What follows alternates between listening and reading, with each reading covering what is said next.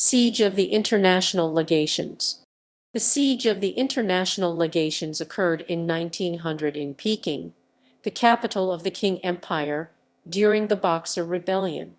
Menaced by the Boxers, an anti-Christian, anti-foreign peasant movement, 900 soldiers, marines, and civilians, largely from Europe, Japan, and the United States, and about 2,800 Chinese Christians took refuge in the Peking Legation Quarter.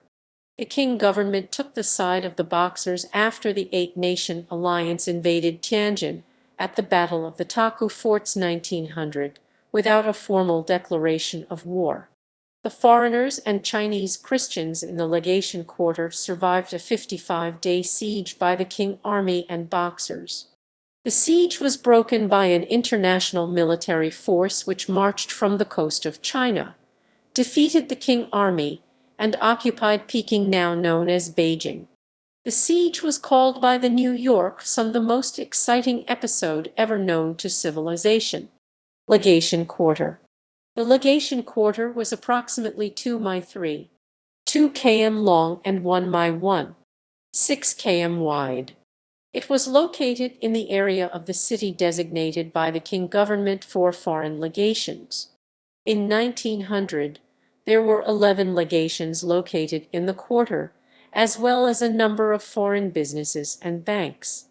Ethnic Chinese occupied houses and businesses were also scattered about the quarter. The 12 or so Christian missionary organizations in Beijing were not located in the Legation Quarter, but rather dispersed around the city. In total, there were about 500 citizens of Western countries and Japan residing in the city. The northern end of the Legation Quarter was near the imperial city where the Empress Dowager Cixi resided. The southern end was bounded by the massive Tartar Wall which ringed the entire city of Beijing. The eastern and western ends were major streets. Rising tensions. By 1900, foreign powers had been chipping away at Chinese sovereignty for over 6 decades. After Chinese defeats in the First and Second Opium Wars, the Qing government had been forced to sign several unequal treaties with the Western powers, granting them the right to free trade in the previously isolationist nation along with extraterritoriality for subjects of Western nations. Similar terms were obtained by the Japanese after their victory in the First Sino-Japanese War, inflaming anti-Japanese sentiments in China. Anti-Japanese and anti-Western sentiments helped lead to the formation of the Yihatuan, whose stated goal was to drive foreigners and foreign influence, including Christianity, out of China. Boxer movement. Authorities differ as to the origin of the Boxers, but they became prominent in Shantung, Shandong in 1898 and spread northward toward Beijing. They were an indigenous peasant movement related to the secret societies that had flourished in China for centuries and which, on occasion, had threatened Chinese central governments. The Boxers were named probably by American missionary Arthur H. Smith for their acrobatic rituals, which included martial arts, twirling swords, prayers, and incantations.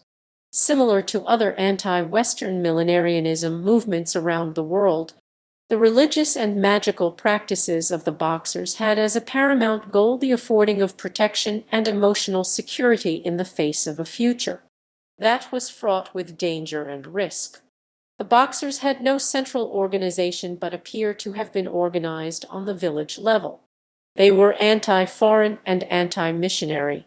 Their slogan was "Support the King, Destroy the Foreigner." Initially feared as a possible threat by the Chinese government, they slowly gained the support of influential politicians in Beijing, who saw the Boxers as a movement that could be used to eliminate foreign influence in China. Boxers attack Christians. In early 1900, the Boxer movement spread rapidly north from Shandong into the countryside near Beijing. Boxers burned Christian churches, killed Chinese Christians, and intimidated Chinese officials who stood in their way. Two missionaries, Protestant William Scott Ament and Catholic Bishop Favier, reported to the diplomatic minister's ambassadors about the growing threat. American Minister Edwin H. Conger cabled Washington, "The whole country is swarming with hungry, discontented, hopeless idlers," requesting a warship to be stationed offshore of Tianjin, the nearest port to Beijing. He reported situation becoming serious. On May 30, the diplomats, led by British Minister Claude Maxwell MacDonald, requested that foreign soldiers come to Beijing to defend the legations and the citizens of their countries. The Chinese government reluctantly acquiesced, and the next day more than 400 soldiers from 8 countries disembarked from warships and traveled by train to Beijing from Tianjin. They set up defensive perimeters around their respective missions. On June 5, the railroad line to Tianjin was cut by Boxers in the countryside and Beijing was isolated. On June 11, a Japanese diplomat, Sugiyama Akira, was murdered by soldiers of General Dong Fuxiang, and the next day, the first Boxer, dressed in his finery, was seen in the legation quarter.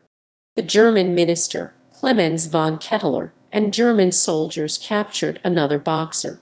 In response, that afternoon thousands of Boxers burst into the walled city of Beijing and burned most of the Christian churches and cathedrals in the city, killing many Chinese Christians and several Catholic priests. The Chinese Christians were accused of collaborating with the foreigners.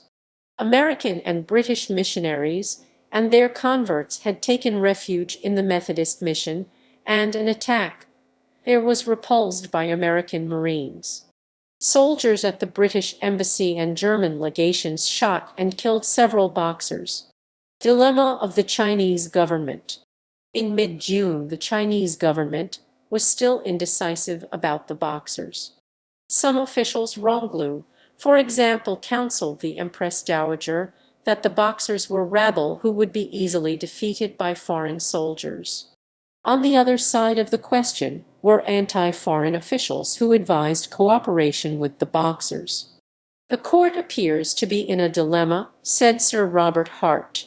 "If the Boxers are not suppressed, the legations threaten to take action if the attempt to suppress them is made." The event that irrevocably pushed the Chinese government to the side of the Boxers was the attack by foreign warships on the Taku Forts on June 17. The attack was made to try to maintain communications with Tianjin and aid an army under the command of Adam Edward Seymour in its attempt to march to Beijing during the Seymour expedition and reinforce the legations. On June 19, the Empress Dowager sent a diplomatic note to each of the legations in Beijing informing them of the attack on Dagu and ordering all foreigners to depart Beijing for Tianjin within 24 hours. "Otherwise," said the note, "China will find it a difficult matter to give complete protection." Upon receipt of the note, the diplomats convened and agreed would be suicidal to leave the legation quarter and travel to the coast in an unfriendly countryside. The next morning, June 20, Baron von Ketteler, the German minister, proposed to take up the matter with the Zhongli Yamen, the Chinese Foreign Ministry, but he was murdered by a Manchu officer, Captain Enhai of the Hushining, while en route to the meeting. With this, the ministers informed all their citizens in Beijing to take refuge in the legation quarter. Thus began the 55-day siege. Besieged. The British, American, French, German, Japanese, and Russian military guards each took responsibility for the defense of their respective legations. The Austrians and Italians abandoned their isolated legations. The Austrians joined the French and the Italians collaborated with the Japanese. The Japanese and Italian force established defense lines in the Fua large mansion and park where most of the estimated 2812 Chinese Christians taking refuge were housed. The American and German Marines held positions on the Tartar Wall behind their legations. The 409 guards had the job of defending a line that snaked through 2176 YD 1990 m of urban terrain. The great majority of foreign civilians took refuge in the British Embassy, the largest and most defensible of the diplomatic legations. A census of civilians counted 473 people, 245 men, 149 women, and 79 children.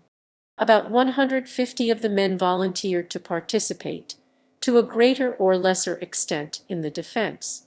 The civilians included at least 19 nationalities, of which British and Americans were the most numerous. Large numbers of Chinese Christians were conscripted for labor, especially for building barricades. The British minister Claude MacDonald was selected as the commander of the defense, and Herbert G. Squeers, an American diplomat, became his chief of staff. The guards of the different countries, however, operated semi-independently, and MacDonald could only suggest, not order, coordinated action. The guards were not well armed. Only the American Marines had sufficient ammunition. The defenders had 3 machine guns. The Italians had a small cannon. Fortunately, an old cannon barrel and ammunition was found in the legation quarter, and from it a serviceable artillery piece was constructed that the Americans called Betsy and others called the International. The foreigners ransacked the legation quarter for food and other supplies. Food and water were adequate, although the foreigners without private food stocks subsisted on a steady diet of horsemeat and musty rice. However, the Chinese Christians, especially the Catholics, had a much harder time of it, and by the end of the siege were starving. The Protestant missionaries took care of their converts, but the Chinese Catholics were mostly neglected. Medical supplies were scarce, but a sizable number of doctors and nurses, mostly missionaries, were present. American missionaries took over management of most necessities for life in the legation quarter, including food, water, sanitation, and health. MacDonald's most important appointment was Methodist missionary Frank Gamewell as chief of the Fortifications Committee. Gamewell and his crew of fighting parsons were universally acclaimed for their defensive works surrounding the British legation. About 3 miles distant from the legation quarter, a similar siege took place at the Beijing or North Cathedral of the Roman Catholic Church. 33 priests and nuns, 43 French and Italian soldiers, and more than 3,000 Chinese Christians held off the Chinese Army and Boxers. There was no communication during the siege between the Beijing and the legation quarter. Chinese attacks and resolve. For several days after June 20, the official beginning of the siege, neither the foreigners inside the legation quarter nor the Chinese soldiers outside it had any coherent plan for defense or attack. The number of Chinese soldiers ringing the legations is uncertain, but certainly numbered in the thousands. On the west were the Gansu Muslim soldiers of Dong Fuxiang, and on the east were units of the Peking Field Army. The overall commander of the Chinese forces was Ronglu, who was anti-Boxer and disapproved of the siege. Chinese policy equivocated between belligerence and conciliation during the 55-day siege. Several attempts by Ronglu to effect a ceasefire failed because of suspicions and misunderstandings on both sides.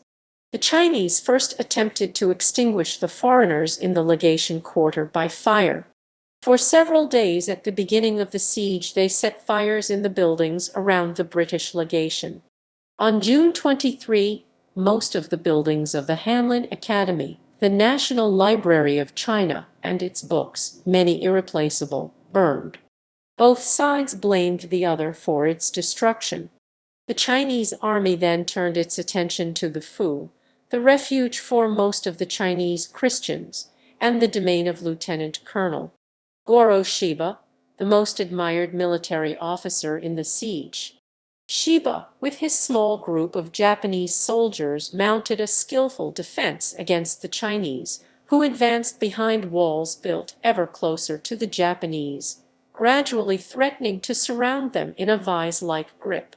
British soldiers were often detailed to reinforce the Japanese during attacks, and all admired Shiba's work. The most desperate fighting took place near the French legation, where 78 French and Austrians and 17 volunteers were under assault in convoluted urban terrain, in which the front lines were only 50 ft/15 m from each other.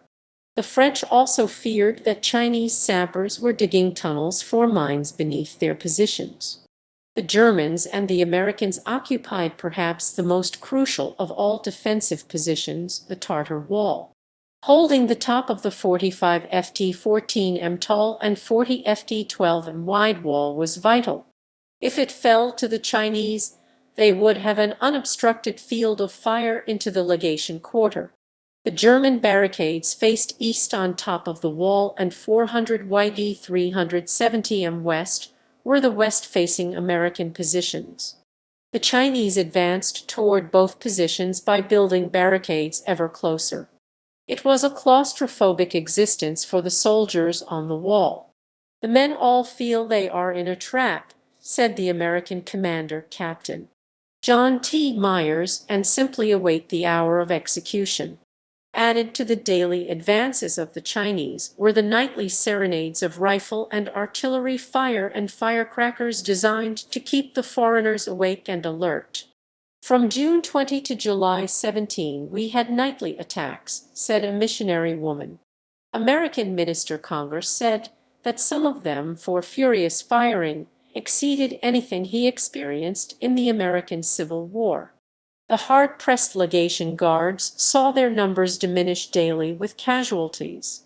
The Chinese were divided on the prosecution of the siege. The anti-Boxer faction, headed by Rong Lu, and the anti-foreign faction, headed by Prince Duan, squabbled at the Chinese court. Cixi, the Dowager Empress, vacillated between the two. She declared a truce for negotiations on June 25, but it endured only a few hours. She declared a ceasefire on July 17, which lasted for most of the remainder of the siege. As a sign of goodwill, she sent food and supplies to the foreigners. The disagreements among the Chinese occasionally resulted in altercations and violence between Boxers and soldiers and between different units of the imperial army. Fight on the wall. The most critical threat to the survival of the foreigners came in early July. On June 30, the Chinese forced the Germans off the Tartar Wall, leaving the American Marines alone in its defense. At the same time, a Chinese barricade advanced to within a few feet of the American positions, and it became clear that the Americans had to abandon the wall or force the Chinese to retreat. At 2:00 am on July 3, the foreigners launched an assault against the Chinese barricade on the wall with 26 British, 15 Russian, and 15 Americans under the command of American Captain John T. Myers. As hoped, the attack caught the Chinese sleeping. About 20 of them were killed, and the survivors expelled from the barricades. 2 American Marines were killed, and Captain Myers was wounded and spent the rest of the siege in the hospital. The capture of Chinese positions on the wall was hailed as the pivot of our destiny by one of the besieged. The Chinese did not attempt to regain or advance their positions on the Tartar Wall for the remainder of the siege. Darkest days and a truce. Sir Claude MacDonald said July 13 was the most harassing day of the siege. The Japanese and Italians in the Fu were driven back to their last defense line. While the Fu was under heavy attack, the Chinese detonated a mine beneath the French legation, destroying most of it, killing 2 soldiers, and pushing the French and Austrians out of most of the French legation. Frank Gamewell began digging bomb-proof shelters as a last refuge for the besieged. The end seemed near. The next day, however, a conciliatory message was received from the Chinese, which raised hopes dashed again on July 16 when the most capable British officer was killed and journalist George Ernest Morrison was wounded. However, American Minister Conger carried on a communication with the Chinese government, and on July 17 firing died down on both sides and an armistice began. It was just in time. More than one-third of the legation guards were dead or wounded. The motivation on the Chinese side was probably the realization that an Allied force of 20,000 men had landed in China, and retribution for the Boxers, and the siege was at hand. Relief of the legations. On July 28, the foreigners in the legation quarter received their first message from the outside world in more than a month. A Chinese boy, a student of the missionary William Scott Ament, sneaked into the legation quarter with the news that a rescue army of the Eight-Nation Alliance was in Tianjin 100 mi 160 km away and would advance shortly to Beijing. The news was hardly reassuring, as the besieged had been expecting an earlier rescue. The Chinese government also passed along inquiries about the welfare of the besieged from their governments. A British soldier suggested that an appropriate reply would be, "Not massacred yet."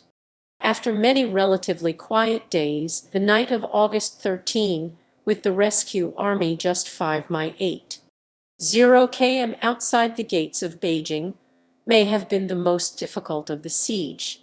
The Chinese broke the truce with an artillery barrage of the British legation and heavy fire in the Fu. However, the Chinese confined themselves to firing from a distance rather than mounting an assault until, at 2:0 on August 14, the defenders heard from the east the sound of a machine gun, a sign that the rescue army was on the way. At 5:0 came the sound of artillery outside the walls of Beijing. 5 national contingents advanced on the walls of Beijing on August 14, British, American, Japanese, Russian, and French. Each had a gate in the wall for its objective. The Japanese and Russians were delayed at their gates by Chinese resistance. The small French contingent got lost. The Americans scaled the walls rather than attempting to force their way through a fortified gate. However, it was the British who won the race to relieve the siege of the legations. They entered the city through an unguarded gate and proceeded with virtually no opposition. At 3:0 p.m. the British passed through a drainage ditch, the water gate under the Tartar wall. Sikh and Rajput soldiers from India and their British officers had the honor of being the first to enter the legation quarter. The Chinese armies ringing the legation quarter melted away. A short time later, the British commander, General Alfred Gately, entered and was greeted by Sir Claude MacDonald dressed in immaculate tennis flannels and a crowd of cheering ladies in party dresses. The American troops under General Adnan Chaffee arrived at 5:0 p.m. The commanding Muslim general Ma Fulu and 4 cousins of his were killed in action against the foreign forces. After the battle was over, the Chinese Muslim forces guarded the Empress Dowager Cixi when she fled to Xi'an with the entire imperial court. General Ma Fuxiang assisted in guarding Cixi. Casualties. The foreigners were united in declaring the miraculous nature of their survival. "I seek in vain some military reason for the failure of the Chinese to exterminate the foreigners," said an American military officer. Missionary Arthur Smith summed up the Chinese military performance. Upon unnumbered occasions, had they been ready to make a sacrifice of a few hundred lives, they could have extinguished the defense of the legation quarter in an hour. However, the equivocation on the part of the Chinese to use their military assets decisively against the legation quarter does not deny the fact that soldiers on both sides fought and died in large numbers. The foreign soldiers defending the legation quarter suffered heavy casualties. Of the 409 soldiers, 55 were killed and 135 wounded, a casualty rate of 46.5%. In addition, 13 civilians were killed and 24 wounded, mostly men who participated in the defense. A small Japanese force of 1 officer and 24 sailors commanded by Colonel Shiba distinguished itself defending the Fu, the Chinese Christians there. It suffered greater than 100% casualties. This was possible because many of the Japanese troops were wounded, entered into the casualty lists. The French force of 57 men also suffered more than 100% casualties. Chinese military casualties are not known, nor were deaths among the Chinese Christians in the Legation Quarter recorded. Propaganda. During the siege, Sheng Xuanhui and other provincial officials suggested the Qing court give Lai Hongzhang full diplomatic power to negotiate with foreign powers. Lai Hongzhang telegraphed back to Sheng Xuanhui on June 25, describing the war declaration a false edict l'ennemi. Later, the Southeast Mutual Protection was reached by provincial officials as a consensus not to follow Empress Sixi's declaration of war. Lai Hongzhang also totally refused to listen to orders from the government for more troops when they were needed to fight against the foreigners, which he had available, derailing the Chinese war effort. Lai Hongzhang used the siege as a political weapon against his rivals in Beijing. Since he controlled the Chinese telegraph service, he exaggerated and lied, claiming that Chinese forces committed atrocities and murder upon the foreigners and exterminated all of them. This information was sent to the Western world. He aimed to infuriate the Europeans against the Chinese forces in Beijing, and succeeded in spreading massive amounts of false information to the West. This false information spread by Lai played a part in the massive atrocities which the foreigners later committed upon the Chinese in Beijing. For refusing to obey the Chinese government's orders and not sending his own troops to help the Chinese army at all during the Boxer Rebellion, Lai Hongzhang was praised by the Westerners. For his role in the siege of the International Legations, he is criticized by the PRC official history, which has only recently begun to allow different interpretations through popular media such as TV series aired by the official CCTV. Aftermath. The Empress Dowager and her court fled Beijing on August 15. She remained in exile in Shaanxi province until 1902, when she was permitted by the foreign armies occupying Beijing to return to reoccupy the throne. For China, the Boxer Rebellion was a disaster, but turned out, ironically, about so well as could be expected. China remained together as a single country, while prior to the Boxer Rebellion it seemed likely to be divided by the colonial powers. The Chinese government supported the Boxers, who otherwise might have turned anti-king and hastened the extinction of the dynasty, but was unsuccessful in killing the foreigners in the legations. Had the Chinese succeeded, retribution from the Western nations and Japan might have been more severe. Ronglu later took credit for saving the besieged. I was able to avert the crowning misfortune, which would have resulted from the killing of the foreign ministers. Ronglu was being disingenuous as his forces came very close to breaking the ability of the besieged to resist. The Boxer movement disintegrated during the siege. Some Boxers were incorporated into the army, but, probably, most returned to their homes in the countryside, where they became targets for punitive expeditions by the foreign military forces occupying Beijing after the siege. The military occupation of Beijing and much of northern China became an orgy of looting and violence in which foreign soldiers, diplomats, missionaries, and journalists participated. Reports of the behavior of the foreigners in Beijing caused widespread criticism in Western countries, including from Mark Twain. While the rescue of the besieged foreigners in the Legation Quarter was seen as a proof of the superiority of Western civilization, The sordid aftermath of the siege may have contributed to many people in the United States and Europe reevaluating the morality of forcing Western culture and religion on the Chinese.